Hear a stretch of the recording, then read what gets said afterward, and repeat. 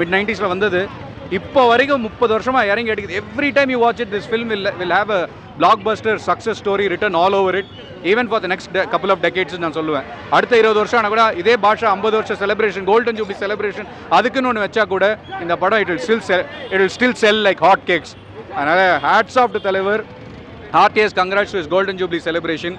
நாங்கள் எல்லோரும் excitement max மோட்டில் இருக்கோம். அதுவும் கூலி வந்து I'm sure it's gonna be a global blockbuster success 1000 crores Tamil சினிமாவோட ஃபஸ்ட்டு படங்கிறதுல எந்த ஒரு ஆட்சேபனையும் கிடையாதுங்கிறத நான் ப்ரவுட் ராகவேந்திரன் என் பேர் வச்சதுக்கு வந்து ஒரு சூப்பர் ஸ்டார் ரஜினிகாந்தோட ஃபேனாக என்னோட குருவாக அவருக்கு நான் சிஷ்யனாக இருந்து அவரை பார்த்து நினச்சி அவரை பார்த்து ரசித்து அவர் படத்துலேயே ஜெயிலியரில் ஜூனியர் ஆர்டிஸ்டாக டெபியூ ஆகி நான் இப்போ ஒரு ரெண்டு படத்தில் கமிட் ஆகி ஒரு நடிகனாகவே வரேங்கிறது வந்து எனக்கு ஒரு மிகப்பெரிய ஒரு ஃபீல் அது.